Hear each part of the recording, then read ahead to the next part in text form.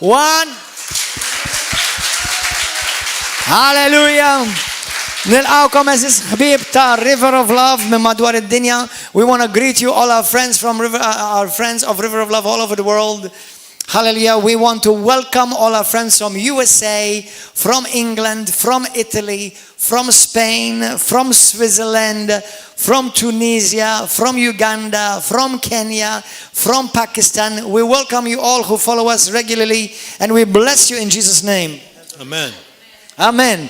Let's go to open our Bible tonight. Niftħu l-Bibja l-lejla. I want to continue to talk about a message, hopefully by the grace of God, bringing to a close. Nixtieq inkompli fuq messaġġ li iva ħanala l-lejla. About truly what it is to receive revelation from the Word of God. Li inti tirċievi revelazzjoni mill-kelma tal-Alla. Let's go to the book of Matthew chapter 16 quickly. Immorru kapitlu 16 ta' Mattew. For those of you who have not heard the other messages, Dawk kollha li ma semgħux il-messaġġi l-oħra. I highly encourage you to go and see the previous messages I shared on this theme. Nikkoraġġikom li intom taraw daw il-messaġġi li naqsamt fuqhom. Hallelujah. Halleluja. I believe that Christianity is a revelation. Jiena nemmen li Kristjanità hija revelazzjoni. And only when there is a revelation, there truly is transformation. U meta jkun hemm biss ir-revelazzjoni jkun hemm verament it-trasformazzjoni. The heart of man will not be transformed by information. Il-qalb tal-bniedem mhijiex ħad tiġi trasformata b'informazzjoni biss. It can only be transformed by revelation of the Holy Spirit. Imma tiġi trasformata bir-revelazzjoni tal-Ispirtu From the Word of Santu. God. Mill-kelma tal-Alla. The word revelation, Il-kelma revelazzjoni, apocalypto, apokalipto, means something is hidden. ifisser li hija xi ħaġa mistura, Imagine a box kaxxa, closed immaġina kaxxa and there's a magħluqa, treasure in it. u hemm teżor ġo fiha. When you can't see Meta int ma tistax tara what's in it, x'hemm it's fiha, because it's covered. hija għax hija mottija. But what you can't see, Imma milli ma tistax tara, even though you cannot see it, għalkemm ma tistax tara, it's there. qegħdem. So just because you don't see it, it doesn't mean it's not there. Ma jfissirx li inti m'intix tara mhix qegħdem. There are many things in the Bible Hemm ħafna affarijiet fil-Bibja that many do not see, li ħafna ma jarawx and they don't see it, u ma jarawix, not because the Bible doesn't say it, mhux għax il-Bibja ma tajdix, but because it's hidden from them. imma x'qiegħda mistura minnhom. And their eyes are still blind to it. U għajnihom huma mottija milli jarawha. I was born as a Roman Catholic, Jiena kont imwieled bħala fil-Knisja Kattolika, like most of you. bħal ħafna minnkom. And for 23 years, U għal 23 sena I went to Catholic Mass faithfully. jiena mort il-qoddisa tal-Kattoliċi For many years, mod fidin. daily. Kull jum. And I'm not trying to say this to insult anyone, it's just a pure fact, an experience of life. U minix qed nipprova insulta l-ħadd imma hija l-fatt tal-ħajja tiegħi. But I was never born again all 23 years. Imma qatt ma ġejt imwieled il-ġdid żaw 23 How sena. many of you went to Catholic Mass? You still loved God in your way, but you still were never born again. Lift up your hand. Kemm minnkom mortu intom fil-qoddisa tal-Kattoliċi imma qatt kontu tħobbu l-Alla imma ma kontux qatt mwilda Now, mill-ġdid. I'm not here to blame anyone Minix hawnhekk biex jiena I'm nitfa' just ħtija fuq stating a xi fact. ħadd, imma qed ngħid il-fatt. because faith comes by hearing Għax il-fidi tiġi and bil-smieħ hearing by the word of u God. smieħ tal-kelma tal-Alla. Say it. Hearing. Smieħ, Hearing. smieħ. Not exactly. Hearing means tisma. Tisma. Tisma, mux smite. Hearing. Faith cometh by hearing and hearing. Not faith cometh by hearing and having heard. Il-fidi tiġi bil-tisma u tkompli tisma. That's why no man shall not live by bread and water alone, but by every word that proceeds, not by every word that once, long time ago, proceeded. Fija fil-fatt inti l-bniedem ma jgħix bil-ħobż biss, imma jgħix minn kull kelma li tiġi mill-kelma, mill-fom Alla. Li kontinwament. Mhux għax xi darba ġiet. When I read the Bible, I don't read a historic book. I read the manna of heaven. Meta jiena naqra l-Bibja minix qed naqra xi ktieb storiku, Amen. imma naqra il-manna mis-semewiet. You can read the Bible. Inti tista' taqra l-Bibja. You know the Hebrew taf il-Griku taf il-Ludi and still go to hell u xorta tmur l-infern. because you don't have revelation. Għax m'għandek l-ebda revelazzjoni. I had a friend of mine in America Jien għand kelli ħabib tiegħi l-Amerika. we were good friends, Konna ħbib ħafna. and he had, I don't know how many PhDs of Bible he had. He went to Oxford University. U ma nafx kemm He kellu went to another university. u kwalifikazzjonijiet fuq il-teoloġija tal-Bibja. Books upon books upon books. Kodba fuq kodba fuq kodba. And back then even worse because there was no internet. Everything was books. U iżjed dak iż-żmien għax kull ma kellu kodba ma kien hemmx But internet. brothers and sisters, Imma ħuti. when it comes to healing, Meta inti tisma' question mark. When it comes to deliverance, question mark. dubju fuq daw kollha. When it comes to Kemm fil-ħelsien, transformation, question mark. fit-trasformazzjoni kollha bid-dubi. A lot of knowledge, Ħafna rfien, little or no revelation. ftit jew xejn revelazzjoni. And he used to make me very sad in my spirit. U kien ittaqqalni fl-ispirtu. Be careful, Kunu attenti. because there are many Christians like that. Għax hemm ħafna Kristjani bħal dawn. You may receive an amount of revelation Jista' forsi tirċievi ftit and revelazzjoni. stop there. U taqaf hemm. But we do not stop receiving revelation. Imma aħna ma nilfuqat nirċievu That's why revelazzjoni. we live by the word that proceeds out of the mouth of God. Proceeds, not having once proceeded. Għalhekk aħna ngħixu mill-kelma li tiġi minn fuq mill-mulej li tibqa' ġejja u mhux li kienet darba. It's called, some people call it Rhema. Xi kultant nies jgħidula rejma. Amen. Amen. We don't live by the Logos. We live by the Logos spoken becoming Rhema. Aħna ma ngħixux biss bil-kelma miktuba ma bil-kelma hija msejħa. Many of you had a Bible at home. Ħafna minnkom għandkom Bibja Big, with gold Bibja leaves. kbira li għandha wkoll Have a candle in front of it. U għandha xemma qudiemha. How many of you were transformed by that? Kemm minnkom ġejtu trasformati għax kelkom dan? You had the Logos. Kelkom il-logos. But only when kelma you started miktuba. hearing it preached and became Rhema that gave you revelation for transformation. Imma intom ġejtu trasformati il-moment li intom smajtuha. Halleluja. Matthew chapter 16. Matteo kapitlu 16. Hallelujah. Halleluja. Verse 13. Vers 13. Jesus answered and said, excuse me, that was 50. Verse 13.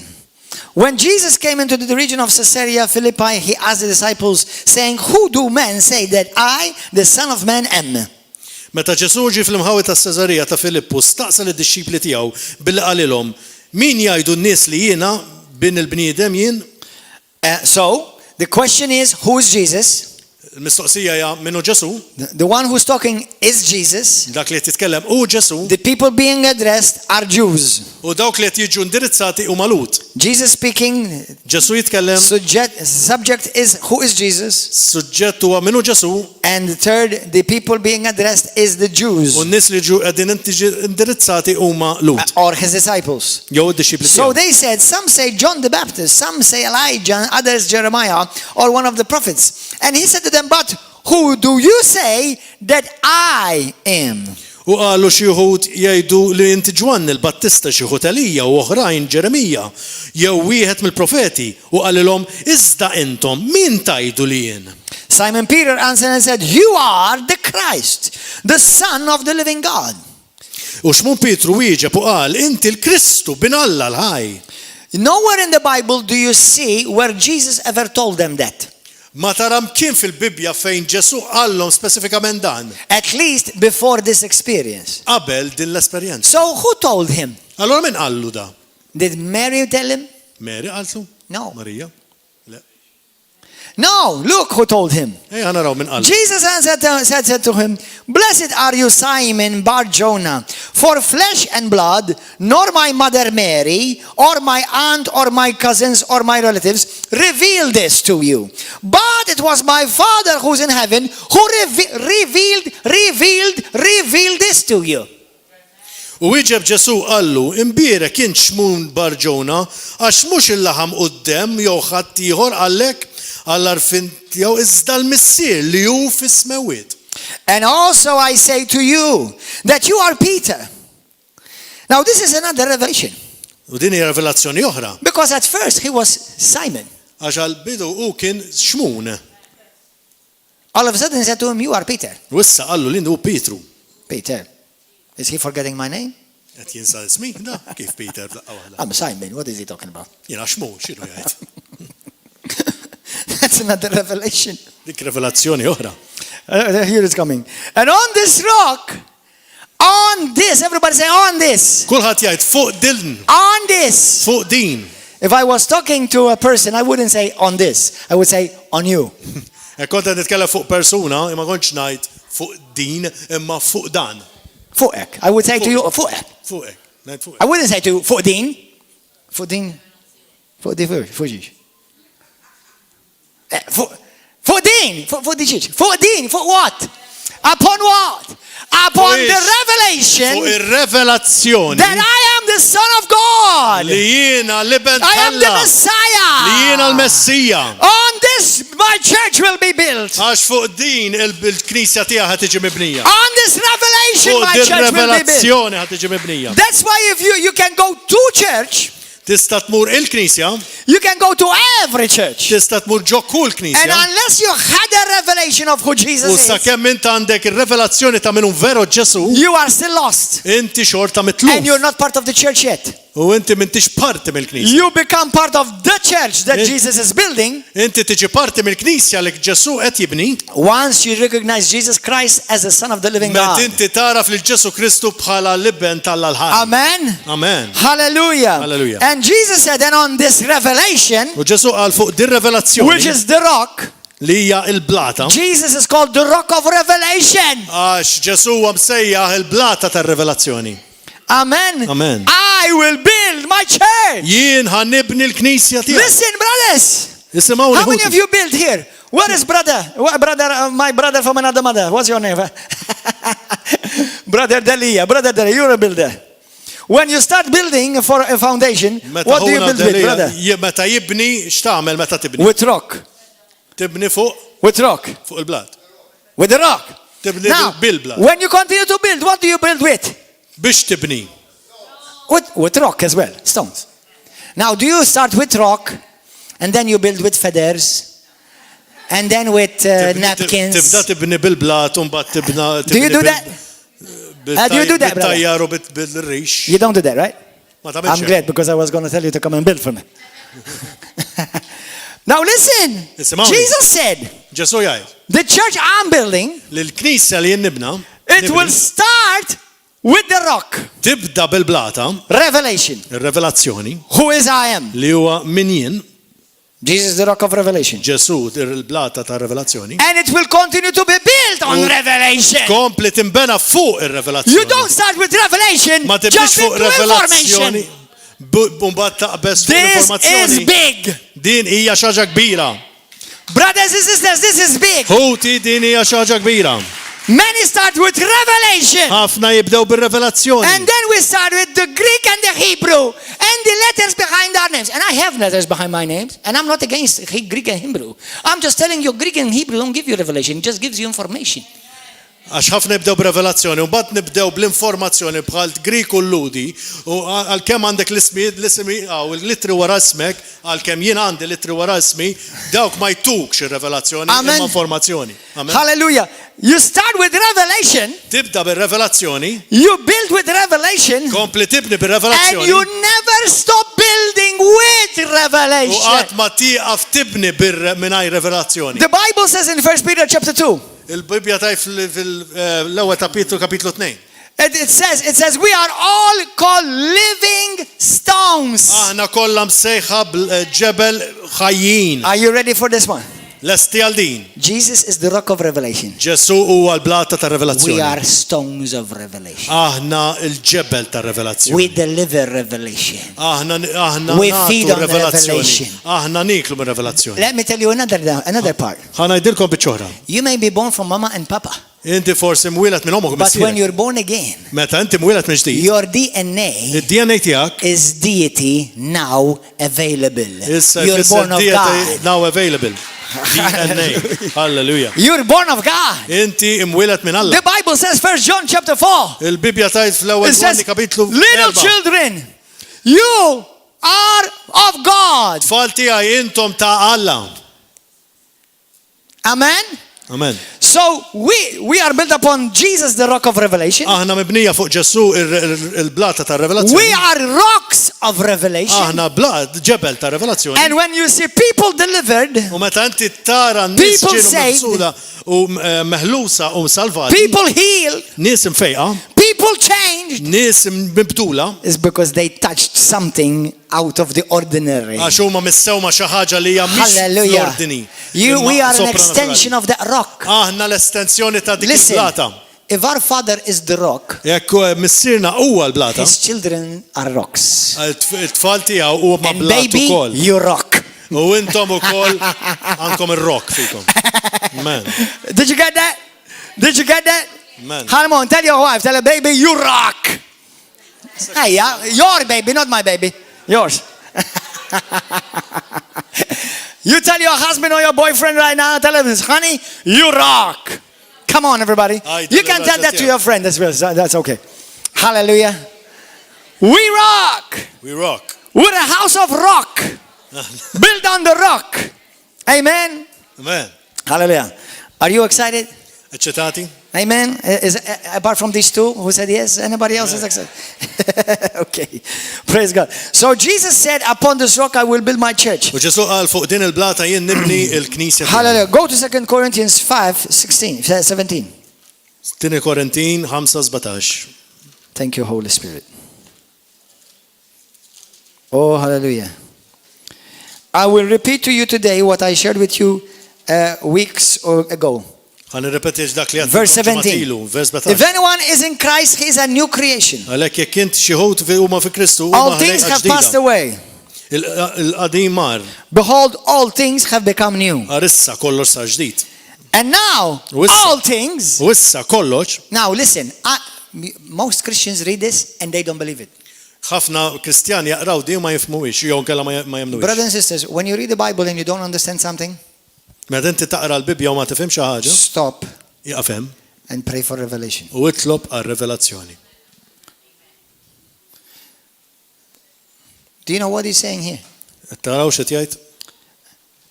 Now, all things are Kull of God. ħaġa. Now, Huma all things are of God.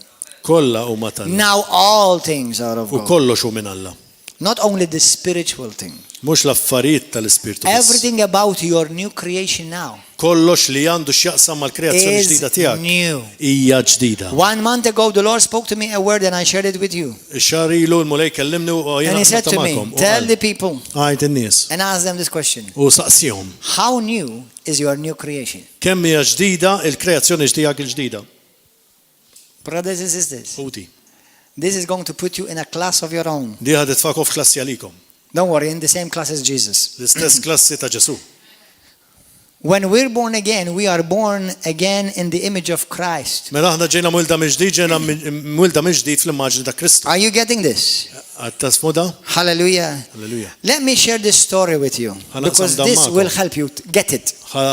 Tell your neighbor, get it. Għanajdilkom l-istorja, importanti li tifmuha. One long time ago, Ħafna żmien. in a faraway land, Far timbed. there lived a nice young man. No, it's not true. Okay. No, there was this prisoner in a jail, Kienaw dal-ħabsi ġo l-ħabs. and he was chained up to the wall. U kien qiegħed marbut mal-ħajt. Chained, Marbut mal-ħajt. Biktajjen. or else like this, maybe, so everybody will see me.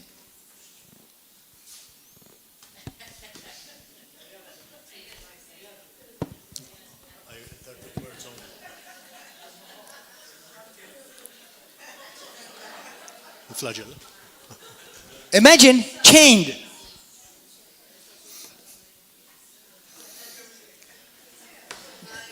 If you want to get, if you want to scratch, you can't. If you want to move, you can't. Jekk titħok ma tistax, jekk titċaqla. Imagine chained. Immaġna inti katenat. And now this is a story that has great lesson. Di hija storja ta' lezzjoni kbira. And one day he prayed U darba telab. and he said, U qal. Lord, U lej, please deliver me, set me free. ħlisni,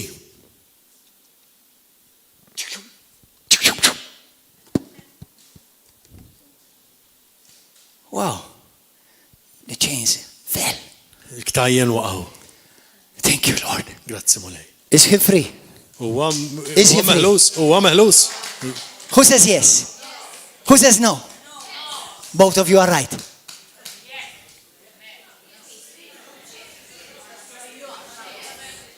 He is free, but he's still in the cell.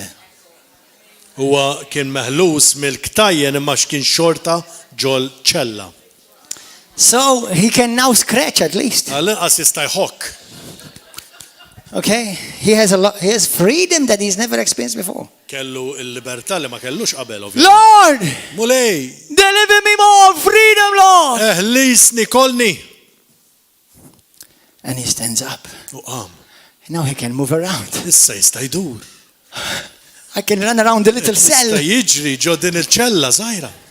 Wow. Wow. Great, I'm so free. But hold on, there's still a door. Hemm xorta magħluqaw. Well, I'm thankful for freedom, Lord, but there's Grazzi still mulej more. tal-ħlisni m'hemm dak il-bib. Lord, please Mulej. open the door of my Taħ cell. il-bib taċ-ċella. Għax ma kellux żejt. And he comes out U ħareġ. of this door. Ħareġ minn ġo dal-bib. Is he free? U issa meħlus. Yes or no? Iva jew le. He is free, Issa but he's meħlus. not free. Huwa meħlus imma He mhux. comes meħlus. now, he comes into a big hall. Jiġi Like this. f'sala kbira bħal din. And he's got so much room now. He can run, he can do cartwheels, he can jump, he can Issa scream. għandu ħafna fejn jiġri u jaqbes u Wow. jagħmel kutrum bajsi. And then after all, hey, there are birds out there. And there's the mela sun safa. shining outside. Ara naqra dak id-daw ta' xemx. Lord, please set me free. Eħlisni mulej. And the door of the hall Bib ta' dan is-sala opens. minfetaħ. And he walks into a big yard. U daħal Now, mar ġol now he bitħa. can. Oh, fresh air, thank you, Lord. Ixxom l-arja pura. Is he free? Huwa meħlus? No. Le. Is he free or yeah? Mhux meħlus? No. Le, mhux meħlus. He's still surrounded with great walls of China. Għadu mdawwar bil-ħitan ta' barra. Until that man, Sakemm dar raġel, he says, Lord, għallu mulej. I want everything you have for me. I want all the freedom. Sakemm għallu jina rrit il-Helsin kollu li inti għandek għalija. And the door of the huge gate opens. Now he flies into the freedom of his life. U issa kemm dak il-bib il-kanċell il-kbir infetaħ. That prisoner was Gordon John Manchet. Dak il-ħabsi. That prisoner is you. Dak il-ħabsi kont inti. That prisoner are still many Christians. Dawk il-ħabsinu ma ħafna Many mill-Kristjani. have experienced freedom. Ħafna Kristjani esperjenzaw And they il-ħelsin. think that's all there is. U ħasbu mill-ktajjen u ħasbu li dak biss. Others have experienced a bit more freedom. Xi oħrajn ħasbu li hemm iżjed libertà. And they think, wow, that's great. U jgħidu iva kemm tajba di.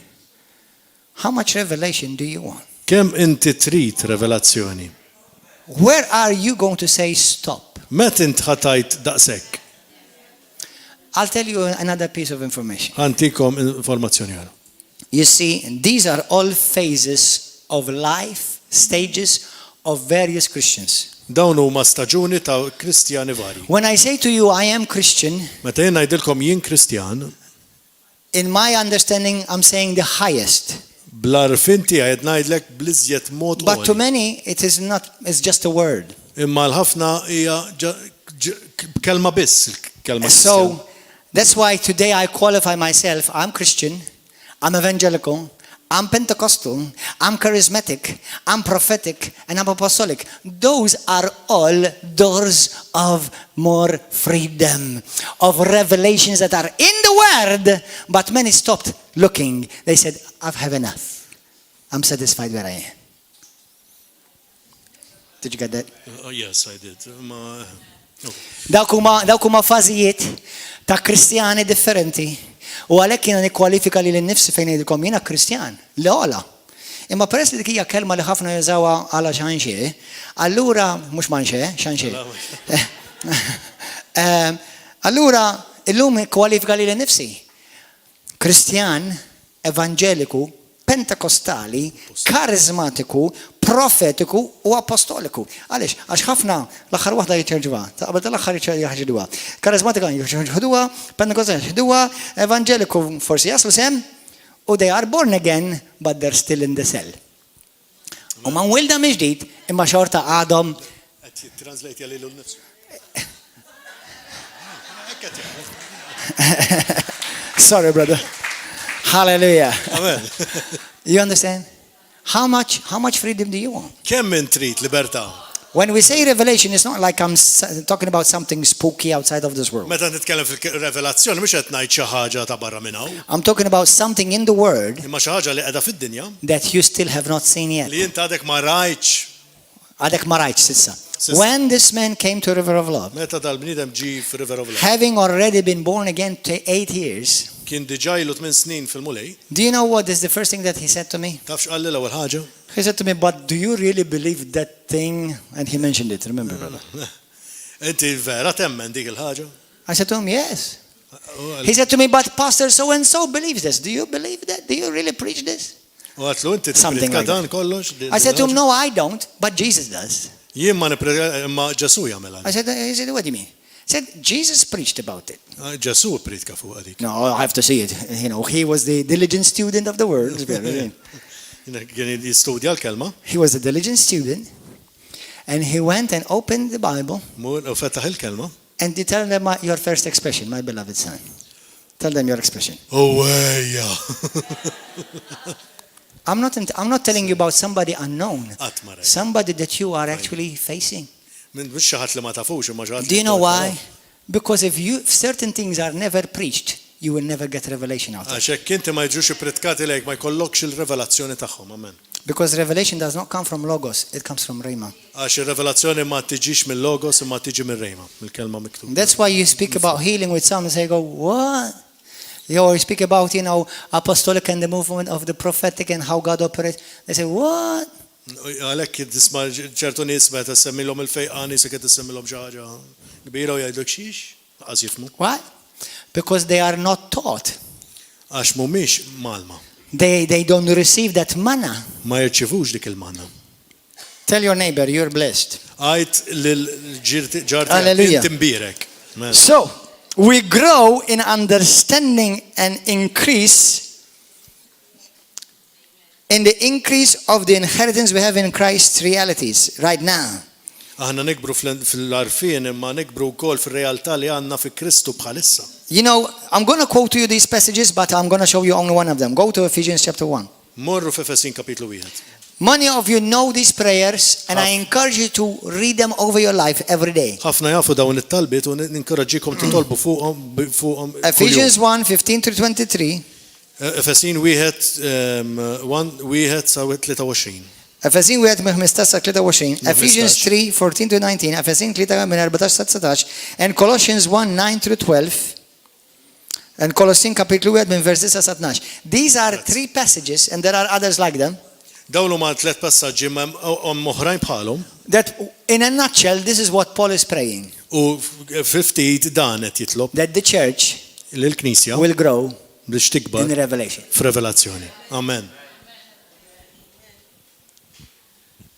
That's it. Diki. So, look how many things Paul could have prayed for. Ara kemm jista' jitlob Pawlu għal affarijiet. What did he pray for the most? X'talab l-iżjed For revelation. għal revelazzjoni. Somebody said, that pastor, he's preaching too much about revelation. Għattaraħ dal-pastor tant qed jipritka That ħafna fuq statement, revelazzjoni. you know what shows me? Dak x'taf xurini dik You l-istqarrija have no revelation. li m'għandek revelazzjoni ta' xejn. Too much revelation. Ħafna Let me tell you revelazzjoni. exactly, let me try to break it down what that means. Ħanajdlek xi tfisser di. Revelation helps you more understand who God is, Revelazzjoni tgħinek iżjed tifhem min Alla hu, who he is in relationship to you, min hu fir-relazzjoni miegħek and who you are in relationship to him. u kif inti fir-relazzjoni miegħu. Tell me, do you know anyone who knows everything?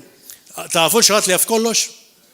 Do you know what that means? Taf xi tfisser? We need to grow in revelation. Għandna bżonn nikbru fir-revelazzjoni, amen. Amen. So, Paul, Paul. verse 15, look it says. Vers 15, ara xejt. Chapter 1, verse 15. L-ewwel Look. kapitlu ta' Fesin.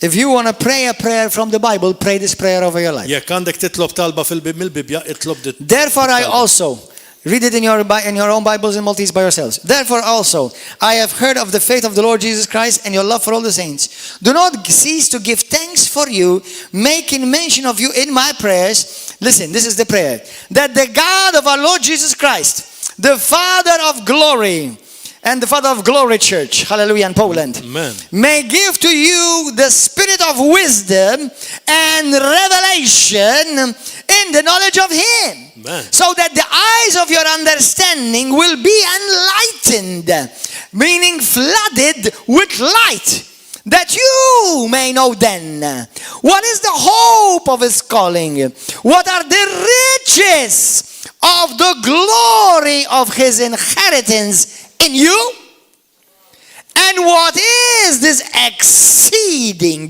greatness of His power towards me, each one of you who claim to believe, according to the working of His mighty power, which He worked in Christ, when He raised Him from the dead and seated Him at His right hand in heavenly places, far above all principality and power and might and dominion and every name that is named, not only in this age but also in that which is to come. And He's put all things under His feet and gave Him over our head over all things to the church, which is His fed, this body, the fullness of the fullness of Him who fills all in all. Amen. Who's doing translation? Brothers and sisters, Huti. God is saying, Mulet jgħid. God is saying, everything that I have for you Qed jgħid dak kollu li għandi għalik is already invested in you, huwa diġà investit fik in Christ, fi Kristu. but you can only understand it, Imma tista' biss tifhmu walk in it, u timxi fih experience u it tesperjenza by the revelation of the bir-revelazzjoni Holy Spirit. tal-Ispirtu Santu. Hallelujah. Hallelujah. Praise God. Hallelujah. That's it. So Jesus builds on revelation. Ġesu bena bir-revelazzjoni. We are being built on revelation. Aħna qed niġu mibnija fir-revelazzjoni. The only prayer that Paul ever prayed is for revelation. Il-talb li talab Pawlu kienet għar-revelazzjoni And for some Christians, revelation is not that important. u għal ċertu Kristjani l-revelazzjoni mhijiex importanti. Philippians chapter 3 verse 15. Filippini 3:15 Paul speaking to the Christians in Philippi. Pawlu jitkellem lill-Kristjani ta' Filippu. Now remember in Ephesians chapter 1, they were Christians. L-Efesin kapitlu 1 kienu Kristjani. That means he's not talking to people who are ignorant, but Mux- people who already know Jesus. Mhux qed jitkellem ma' nies ignoranti ma' nies li huma jafu diġà l-Ġesu. And in Philippians, U Filippini Paul is saying some things Pawlu qed jgħid ċertu affarijiet about his new life in fuq Christ, il-ħajja ġdida tiegħu of these great riches that are already awaiting him for him to grasp. għar-rikkezzi kbira li huwa diġà għandu available imma rrid joħodhom. How many of you know that God has a standard for you? Kemm tafu li Alla huwa standard għalikom? No, God has a standard for you. Għandu standard. How many of you know the standard? Do you know what is that standard? Taf xi fisser dak Do l-istandard? you know what is that standard? Tafu dak l-istandard x'inhu? Do you know what is that standard? Taf x'inhu dak l-istandard? Do you, people for watching on YouTube, do you know what is that standard? Dak li intom fuq YouTube tafu x'inhu l-istandard tal-għalikom? The standard is Jesus Christ, the Son of the living God. Ġesu li huwa Alla l-ħaj, dil-bent Alla l-ħaj, dak hu l-istandard għalik. How many of you already arrived? Kemm minnkom wasaltu diġà? Meaning we grow in revelation. Għalhekk għandna bżonn nikbru fir-revelazzjoni. Amen. Amen. And Paul is saying to Christians, U Pawlu qed jgħid lill-Kristjani, where there's something you don't understand, meta hemm xi ħaġa li ma tifhimx, leave the church. Run. Tell the people that the Holy Spirit told you to leave.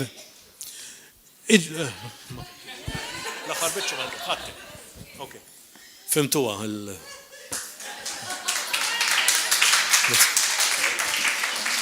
Hallelujah. And to make it worse, Well, go and biex tell people that he's preaching about revelation, and you show everybody that you don't understand the word.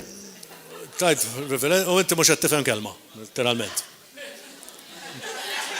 Thank you. God bless you. Amen. Don't call us. We'll call you. Are you getting the picture? Qed taħoduha bħala stampa. Paul is saying to Christians, where you don't understand, Pawla qed il-Kristjani what fejn you ma don't tifhmux understand, li ma and if tifhmux. it's in the Bible, U qiegħda fil-Bibja, mux you run, you pray not jura, but for revelation. mhux tiġri imma For titlob understanding. revelazzjoni u għall-arfien. Amen. Because if you do, Għax hekk tagħmel hekk, then the Holy Spirit will give you għalhekk understanding. l-Ispirtu Santu It dik will l-arfien. reveal it to you. Għax hu jirrivelaħilek. Amen. Amen. Amen. Hallelujah. Hallelujah. That's point 3. Dak huwa t-tielet. Point 4. Raba punt. We are increasing in revelations. Go to 2 Corinthians 3. Immorru tieni ta' Korintin 3.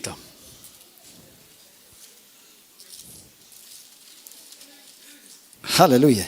This is a beautiful scripture. Din hija skrittura meraviljuża. How many of you have been in the Lord for about 5 years? Kemm ilkom f'5 snin fil-mulja? 5 years. Lift up your hand. 5 years. How many of you know today more than you knew 5 years ago? Kemm minnkom tafu iżjed minn 5 snin ilu? And what you know Fil-mulej. today, U dak li tafu llum you would not have understood it 5 years li ago. ma tifhmux 5 snin ilu, forsi. Lift up your hand.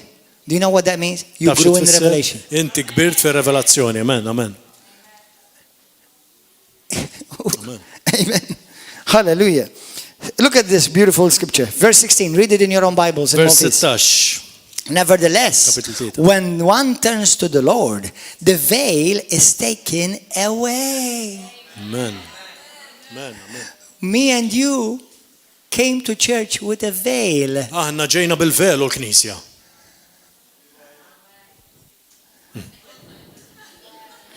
Today, the law, they tell us, wear the veil like this. But many came to church wearing the veil. Ħafna libsu il-velu għat bajnew mattija. Do you understand? Għat tifmu? And let me tell you something. That's why one enters the kingdom Għalek xaħat jidħol fis-saltna as a child. bħala tifel. Do you get that? Għat tifmu li? Because the child Għax it-tifel. trusts. It-tfajjel jafda. Not because children are innocent. Nowhere in the Bible does it say the Bible children are innocent. The Bible says that children trust. They trust. It-tfal You have to jafdaw. trust the word. innoċenti. Trust what Imma Jesus said. jafdaw But dak I li don't jgħid understand. Ġesu. You will. Jgħidlek ħatifhem imma You will. għalkemm mhux qed tifhem illum. Amen. Amen. Point 5. Punt 5. We grow in the understanding Nikbru fl-arfin of the word of God. tal-kelma tal-la. Remember Luke 24 from verse 27-31. Luqa 24 minn 27 sa' 27 ta' 31. Jesus was walking on the road to Emmaus. Kien sejjer Ġesu fil- These are disciples Triq ta' that Emmaus. hung out with Jesus. Dawn huma dixxipli kienu ma' Ġesu. How many of you would have liked to hang out with Kemm Jesus? tixtiequ li intom tkunu mixjin ma' Ġesu. Now he doesn't hang out, now he hangs in. Issa ma jimxiex magħhom imma qiegħed fihom. Okay? And even though they hung out with him, Għalkemm kienu jagħmluha miegħu, he walked with them for several hours. issa mexa magħhom għal sigħat sħab. And the Bible says he's starting expounding the scripture, U beda jiftaħ l-iskrittura. flooding their eyes with the light of revelation. Beda jitfa' jiddi l-dawl tar-revelazzjoni This tal-kelma fuqhom. is Jesus. Dan hu Ġesu. Oh, this refers to Jesus. Dan qed jgħid għal Ġesu. Oh, the scripture is about Jesus. Din l-iskrittura fuq Ġesu. Wow. Wow. Well, how come we didn't see it before? Kif ma rajtix qabel? Because their eyes Għax were għajnejhom blinded with kienu- a veil. Kienu qegħdin amottija b'velu. Amen. Amen. Hallelujah. Point 6. Punt The Holy Spirit, the Bible says in Hebrews chapter 9 verse 8 Lut 9-8. and 1 Peter 1 verse 11. U l-ewwel Let's look at kapitlu one of the scriptures. wieħed Let's look at 11. one of these scriptures. Jena raw waħda minnhom. 1 Peter L-ewwel ta' Petru, chapter 1 kapitlu 1, verse 11. vers 11. It says, look. Jgħid It says, searching what? Or what manner of time? The Spirit of Christ who was in them indicating when he testified beforehand the sufferings of Christ and the glories that would follow. Araħa. Huwa fitxu li ikunu jafu għal min jew għal liema żmien l-Ispirtu ta' Kristu li kien fihom rid jgħid meta kien jiġilhom minn qabel it-tbatijiet ta' Kristu. Now in English it says when the Holy Spirit was indicating. Li jgħid li dak l-Ispirtu Santu kienet jindika. So here the Bible says the Holy Spirit was indicating. You know how many times you've heard me say here in the church, I feel in my spirit. U ngħidilkom li iva kemm il-darba I hear in my spirit. Inħoss u jiena nisma' fl-Ispirtu. Romans chapter 9 verse 1. Excuse me, not Romans. Romans 9 verse 1. Go there quickly, go. Romans 9. Are you enjoying this? Hallelujah. It says, I tell you the truth in Christ, I'm not lying. My conscience also bearing me witness with the Holy Spirit. So, my conscience bears witness. Tkun ta' testimonjanza. Tati xieda. Ma' l-Ispiritu Santu. My conscience, everybody say, my conscience bears witness with the Holy Spirit. You know, when I say something to you, and your spirit goes, wow, what's that? The Word of God, the Holy Spirit is bearing witness with your spirit. Amen. Now, in the book of Acts chapter 15, verse 28, in the first council of the church, there were the apostles, there were the elders, there were deacons, there were evangelists, there were prophets. Do you know how they decided on what doctrines to be preached to the Gentiles? Do you know what the apostles said? Open your ears quickly, brothers. All over the world, men and women of God, open your ears. Do you know what the Spirit of God said? This is what the apostle said. He said, it seemed good to us and to the Holy Spirit. Do you see how careful these words were chosen? It seemed good to the Holy Spirit. Now, about 4 weeks ago, there was a pandemic on Facebook. Because I said on one of my messages that to be careful not to say the Holy Spirit told me. And let me say it publicly.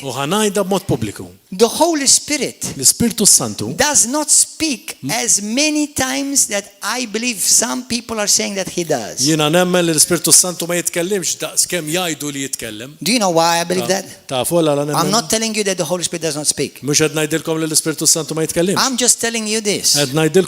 Why would the Holy Spirit need to tell you something that he already stated it clearly in the Bible? I'll give you a stupid, dumb example. If you have a couple, a man and a woman, who are having sex like rats, and they call themselves Christians.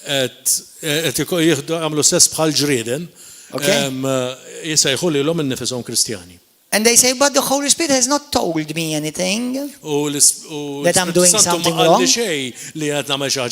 Why does the Holy Spirit need to tell you? It's already clear in the Bible. When you read the Bible, do you know who's speaking? The Holy Spirit. So will the Holy Spirit have to say something to you that he's already said it so many times in the Bible? Now if the Holy Spirit says to you, you forgive your brother, in the Bible, you reconcile, you make things right, and you told me that the Holy Spirit told me to run. And ignore my brother, leave my sister, abandon my family. Let me boldly declare to you, you can say it for 100 years, the Holy Spirit told you, the Holy Spirit did not Tista' tgħidha l-mit-sena l-Ispirtu Santu qalek imma l-Ispirtu Santu qatt ma qalek hekk. Because the Holy Spirit Għax is not in l-Ispirtu the business Santu- of breaking families, but in building them. Għax l-Ispirtu Santu l-business tiegħu mhuwiex li jkisser il-familji imma li jibnihom. Because the Holy Spirit will never contradict His own word. Għax l-Ispirtu Santu qatt ma jkontradixxi il-kelma tiegħu That's why stess. people will be deceived. Għalhekk ħafna min-nies ħajġu mqarqa. Because it's very easy to say the Holy Spirit, tell me, Għax and do your own thing. Għax hija faċli li tagħmel x'fattik għax qallek l-Ispirtu Santu minn U ma jkun the Holy Spirit xej, u ma jkun xejn. and you are putting yourself in great danger before the Lord. U inti titfa' lilek innifsek fil-periklu qudiem. Amen. Amen. Hallelujah. Praise Hallelujah. God. I think we're going to continue this as a second part because we started late Nkomplu today. din bħala t-tieni parti. But do you understand, brothers and sisters? Tifmu ħuti. Let me finish with one scripture. I promise you I'll finish with this. Go to the book of Colossians. Morru f'Kolossin. Do you know Revelation will not puff you up, Il-revelazzjoni mhix ħadd nefħek, but knowledge will. imma l-arfin iva. Let me give you a powerful revelation now. Ħantikom revelazzjoni b'saħħitha issa. When Adam and Eve were tempted in the garden, Meta Adam u Eva ġew ittantati fil-ġnien, they preferred to eat from the fruit of knowledge huma preferew li jiklu mill-frotta tal-arfin rather from the tree of life. milli mill-frott mill-siġra Revelation tal-ħajja. brings life. Revelazzjoni ġib il-ħajja. Knowledge puffs and kills. L-arfin ineffaħ u joqtol. Go to the book of Colossians and we finish with that. Morru fil-ktib ta' Kolossin, kapitlu Hallelujah. Chapter 2, 2, 16. 16. Kolossi 2, 16. So listen to this. So let no one judge you in food or in drink or regarding a festival or a new moon or Sabbaths, which are a shadow of things to come, but the substance is of Christ. Okay. Tħallu l-ħadd min jagħmel ħaq minnkom fuq l-ikel u jew ix-xorb, jew fuq il-jum tal-festa jew il-qamar ġdid, jew jiem is-sibt tas-sibt li huma d-del ta' dak li għandu jiġi imma il-ġisem u ta' Kristu. Now listen, verse 18, we'll finish with this. Let no one cheat you of your reward, taking delight in false humility and worship of angels, intruding into those things which he has not seen, but are simply vainly puffed up by his fleshy and prideful mind, not holding fast to the head, from whom all the body, nourished and knit together by the joints and ligaments, grow with the increase that is from God. And we'll finish there. Vers 18, tħallu lil-ħadd ma jsir ilkom ħlaskom b'umiltà volontarja. Umiltà falsa. Eżatt. False humility. U ima lejn l-anġli billi Ima ġifiri jagħtu importanza lej affarijiet esterni. Mhux għax ma nemmnux fl-anġli, nemmen fl-anġli. Kompli. billi jindaħal f'dawk il-ħwejjeġ li marax minn fuq mill-fruwa tal-moħħ Min fuq. tal-ġisem. You see, it's amazing. When you're prideful, you will claim to see visions and angels and God speaking to Meta you. inti tkun qiegħed timxi bi kburija tibda tgħid li inti tara l-viżjonijiet. Do you know what the mill-anġli humble mal- sounds like? Taf kif This is what the word says. hekk tajt il-kelma u hekk lum Not what an angel said to me, Mhux or even jgħid blaming God on the l-anġlu Holy jew Ghost. l-Ispirtu Santu jew Be careful and save yourselves danger. Oqgħodu attenti mill-periklu u ma żommx mar-ras li minna l-ġisem kollu imajjex u maqat flimkien bl-irbit u bl-eruq jikber mill-kobor. Praise and tagħna. worship Him. Would you come, please? So, what are we saying today? We grow in revelation. X'qed ngħidu llum li aħna nikbru f'revelazzjoni. Knowledge is good, L-arfin huwa tajjeb, but with the love of God, imma bl-imħabba tal-Alla, without the love of God, mingħajr l-imħabba tal-Alla, and without the love for your brethren and u sisters, mingħajr l-imħabba l-ħutna, that knowledge will be deadly. dak l-arfin jiġi jaf joqtlok. That's why I don't mind you study Greek and the Hebrew. Go Ma for it. jiena mhux qed inżobkom milli tistudjaw il-Lut u When I l-Grik. do make a study, I do study Hebrew, U meta jiena nagħmel studju, jiena wkoll nistudja l-Lut but u l-Grik. not has changed me. Pero dak ma What changes me biddilniex. is a revelation of the Li Holy Spirit. biddilni hija revelazzjoni tal-Ispirtu Sant. Amen. Amen. That's why I was shocked when somebody said one day, Għalhekk jiena kont ixxukkjat meta xagħat qalli darba because I spoke with this person għax tkellimt ma' dal-persuna about certain issues. fuq affarijiet. This person said to me, L-Ispirtu qal, Pastor, I study too. Pastor, jiena nistudja wkoll. No kidding. Hija, qed tiċċajta.